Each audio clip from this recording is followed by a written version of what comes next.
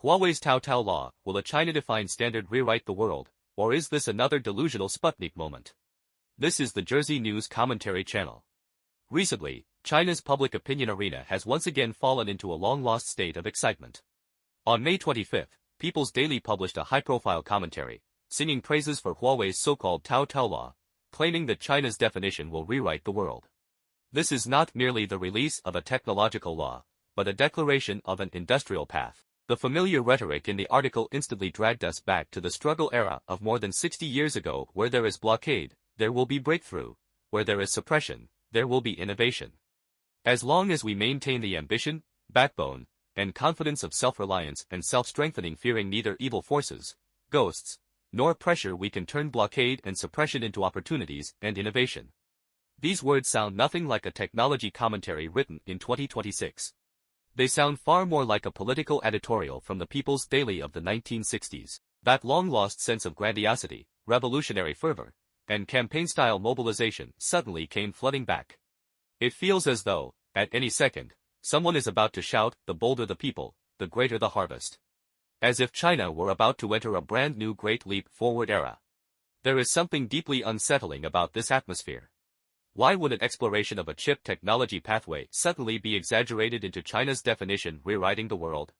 Why once again adopt this distinctly Mao-era rhetorical style? And why does such heroic grandstanding appear precisely when the economy is collapsing and social pessimism is spreading like wildfire? What lies behind this is far more meaningful and more deserving of investigation than the release of the so-called Tao law itself. What exactly is Tao law? I admit, when it comes to chips, I am an outsider. But being an outsider does not mean I cannot think. Because technical matters may be debated by experts, but political narratives, propaganda logic, and social psychology are not subjects reserved only for engineers. According to publicly available information, the so-called Tao law roughly means this: under restrictions on advanced semiconductor manufacturing processes, instead of blindly pursuing ever smaller transistors, Huawei seeks an alternative path, improving overall computing power through chip stacking, logic folding, and system optimization, effectively trading time for space. To put it bluntly, if access to the most advanced lithography machines is blocked, then simply take another road. There is nothing inherently wrong with that choice. The real question is this genuinely revolutionary innovation, or merely an old route the industry has already explored for years? According to industry insiders, this so-called stacking path is hardly new. Years ago, Samsung, Intel, and TSMC were already experimenting with it.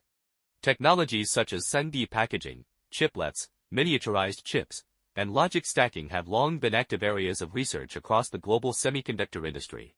So why didn't they proclaim that they were rewriting the world? Because several unavoidable obstacles still stand firmly in the way: heat dissipation, power consumption, cost, manufacturing yield, and stability. To put it plainly, the more layers you stack, the more heat you generate. The more heat, the more unstable the performance becomes. Some reports claim manufacturing yields are below 4%, while costs continue rising, making commercialization increasingly difficult. These are universal challenges confronting the entire global semiconductor industry. Has Huawei solved them? Not a single one. Under normal logic, a serious technological narrative should work like this: first solve the problems, then announce greatness. First verify the results, then declare a revolution. Not proclaim with grand arrogance, China's definition will rewrite the world, before the problems are even solved. My instinct tells me this may once again end in embarrassment. Because I have a fundamental logic behind my skepticism, a logic that has already been proven countless times. First, the CCP system is naturally hostile to original innovation. Why? Because the precondition of originality is freedom of thought, freedom of expression, and freedom to explore. Innovation requires tolerance for failure. It requires room for trial and error. It requires challenging authority. But under a system where the party controls everything, where even history cannot be freely discussed, where even university classrooms cannot freely express ideas, where people across industries cannot speak truthfully and dare not speak truthfully, and where scientific research must always serve political priorities, how can truly original innovation grow? How can flowers of freedom bloom in soil deprived of free will? This is not emotion. This is hard logic. Second, utilitarianism has penetrated deep into the bone marrow. China's utilitarian culture has become hereditary. What is original innovation? In many cases, originality begins as something seemingly useless. Did Newton discover the law of gravity to make money? Did Einstein create the theory of relativity in hopes of taking a company public? Countless scientists spent their entire lives exploring the mysteries of science. Many failed. Many remained poor all their lives. Many never saw any harvest from their work. Yet they continued because they genuinely wanted to understand. But what does Chinese society worship today? Fast money. Immediate results. KPIs. Paper counts. Numerical targets. Face-saving projects. In such an environment, how many people are truly willing to pursue long-term exploration? To sit on a cold bench for decades? If such people do exist, they are often mocked as fools or dismissed as lunatics. Which means, those genuinely committed to scientific exploration are exceedingly rare. Rare to the point of being almost negligible. Third, over the past 300 years, China has contributed very few truly world-changing original innovations. This is a painful subject. Over the past 3 centuries, China has contributed almost no original achievements capable of fundamentally changing the direction of human civilization. When it comes to truly world-altering scientific breakthroughs, foundational theories, or technological revolutions, China's share is extremely low. Why is it so low? This is a profoundly tragic topic. It is both a national humiliation and an ironclad fact. Only by confronting this cruel reality and deeply reflecting on this embarrassing situation can there be hope. Only then is there any possibility of breakthrough. Not by deceiving ourselves through an Ocu-style spiritual victory. Without a complete revolution in institutions, mechanisms, spirit, and ways of thinking, so-called overtaking on the curve will most likely end up as crashing on the curve. The CCP's so-called innovation always reminds me of the Great Leap Forward's Sputnik moments. Historically, the CCP has always loved grand narratives, surpassing Britain and catching up with America, overtaking on the curve, rewriting the world, shocking the globe, being far ahead. In 1958, during the Great Leap Forward, came the absurd Sputnik moments of grain production supposedly reaching 10,000 gene per mu. People's communes. Marching at full speed into communism. At the time, people's daily used rhetoric even more grandiose than today's.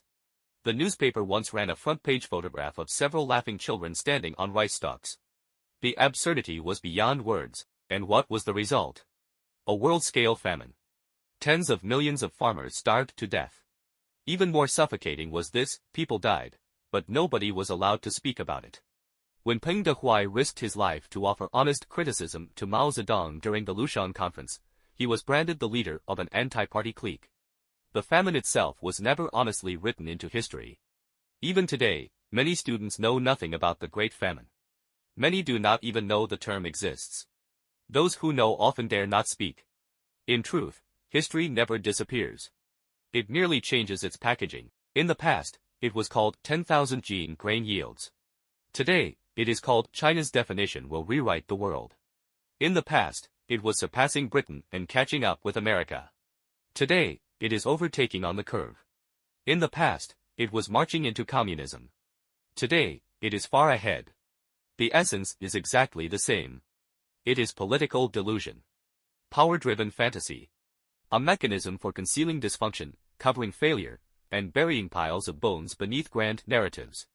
A form of irrational heroism detached from factual verification. A deception and psychological self-consolation born in moments of deep crisis. Let's revisit some of those great breakthroughs. Let's start with history.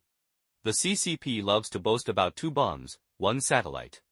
Yet a great deal of historical research has already shown that the core foundation of those achievements depended heavily on Soviet assistance, mature Western technological systems, and key technologies brought back by overseas talent. Wasn't Qian Xuesen precisely such a famous figure? The man once described as worth 3 divisions. Now let us move closer to the present. Take Huawei 5G. How was it promoted back then? Far ahead. Leading the world comprehensively. A blessing for the people. And what happened? Ordinary users often found that the signal and experience were worse than 4G. While costs became higher and phone replacement more expensive. Countless ordinary people ended up paying the bill for a nationalist technological myth. Now, something even more recent: when DeepSeek suddenly emerged last year, the whole country erupted into celebration. China's AI has overtaken, on the curve. Chinese AI has crashed the US stock market. America is finished. At the time, I said, I don't believe it. Why? Because there had simply been too many similar stories before. And what did we eventually discover? The secret was distillation. To put it metaphorically, others dig ponds and raise fish. Once the fish grow big, you quietly steal some fish from their pond and place them into your own little bucket. Very clever indeed. Naturally, the costs become very low. But as model pathways were gradually dissected, and as user experience worsened, the myth of China's AI overtaking on the curve collapsed within half a year. China's public opinion ecosystem has a peculiar characteristic. When promoting something, the noise shakes the heavens. But when it collapses, everyone buries their faces in their pants. No shame. No accountability. No reflection. Then comes the next round of hype. No lessons learned. No embarrassment whatsoever. Why has People's Daily suddenly become so Maoist? Why has the People's Daily commentary become so steeped in Mao-style rhetoric? Why this sudden grandiosity? This, in my view, is the real issue. Because the CCP is deeply anxious. It has reached a dead end. Economic depression, a collapsing real estate sector, persistently weak consumption, massive foreign capital withdrawal, at least 80% unemployment among university graduates, local governments in fiscal distress. In some places, even civil servants reportedly struggle to receive salaries. Meanwhile, government debt, central and local combined, hangs overhead like a mountain. Public dissatisfaction simmers underground like subterranean fire. Like a pressure cooker hissing louder and louder, threatening to explode at any moment. At times like this, what the CCP needs most is not facts, but illusion, and so technological nationalism enters the stage. The economy is weak? Then celebrate technology. Reality is difficult? Then claim spiritual victory. Life is stressful? Then insist the nation is great. And that is precisely why you suddenly hear phrases like breakthrough blockade. Fear no evil. Fear no pressure. Are these not classic Mao-era slogans? Are these not unmistakably the language of wartime mobilization? The purpose is not to explain technology. The purpose is to manufacture emotion. To create the psychological illusion that reality may be bad, but the country is winning. How is this fundamentally different from 60 years ago? Almost not at all. Why did Mao launch the Great Leap Forward? Because he wanted to prove he was wiser than Stalin. Why launch another Sputnik moment today? Because reality has become too ugly.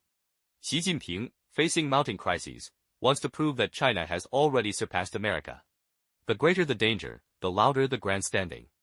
The weaker the reality, the stronger the slogans. The deeper the anxiety, the greater the dependence on grand narratives. As for whether this technological pathway will eventually fail, the CCP no longer seems particularly concerned. What truly makes me sick is not the boasting but the absurdity. Frankly speaking, there is nothing wrong with technological exploration itself. There is nothing wrong with Huawei attempting a new path. Failure is not a problem either. Science has always been a process of trial and error. What genuinely gives me a sense of visceral discomfort is this kind of irrational frenzy that completely disregards facts, logic, and verification. The problems remain unsolved. The achievements remain unverified. Commercialization has yet to materialize. No independent third-party evaluation has emerged. Yet people have already begun declaring China's definition will rewrite the world. As a result, technology media outlets in the United States and around the world have responded with widespread skepticism. As for slogans such as where there is blockade, there will be breakthrough, where there is suppression, there will be innovation. These grand political slogans strike me as nothing more than empty words, hollow rhetoric, deceptive promises, and delusional fantasies. Why would Huawei dare to do this? In my view, two possibilities cannot be ruled out. The first is flattery and political alignment with Xi Jinping. Huawei understands that Xi Jinping is both technologically uninformed and deeply ambitious. Now that economic decline has left him overwhelmed, he desperately needs someone to launch a technological Sputnik moment, something that can temporarily distract from mounting problems and once again create the illusion that China has won in technology. If Xi is pleased, perhaps Huawei could receive hundreds of billions in state support. The second possibility is appealing to and profiting from China's nationalist internet base. After all, what many fervent nationalists most enjoy hearing is, China is amazing. We've completely won. Huawei has become the CCP's premier patriotic symbol. Backed by millions of fervent supporters cheering in unison, a company selling patriotic business can certainly make tremendous profits. In short, the CCP today has become increasingly dependent on slogans. When reality can no longer persuade people, emotion must take over. When the economy collapses, heroic language becomes the substitute. When logic no longer stands, deception fills the void. And so, once again, we witness the ghost of Mao-era rhetoric.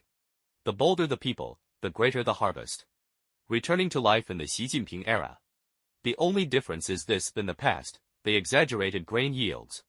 Today, they exaggerate chip technology. In the past, they boasted about surpassing Britain in steel production. Today, they stack chips and promote Tao law. In the past, they shouted, "Long live the People's Commune." Today, they proclaim, "Technological nationalism is invincible." History does not repeat itself mechanically. But history often rhymes. Real technological breakthroughs are never achieved through propaganda. They are certainly not created by people's daily shouting slogans like "Fear no ghosts, fear no pressure." If Huawei truly solves the problems of heat dissipation, power consumption, manufacturing yield, and cost in stack chip technology, the world will naturally respect it. The world will naturally look at it differently. But if not, time will once again expose reality. And history will once again remind us, launching a Sputnik moment is easy. Making it land successfully is not. A single misstep, and it can shatter into pieces. Follow me, and let me help you decode China.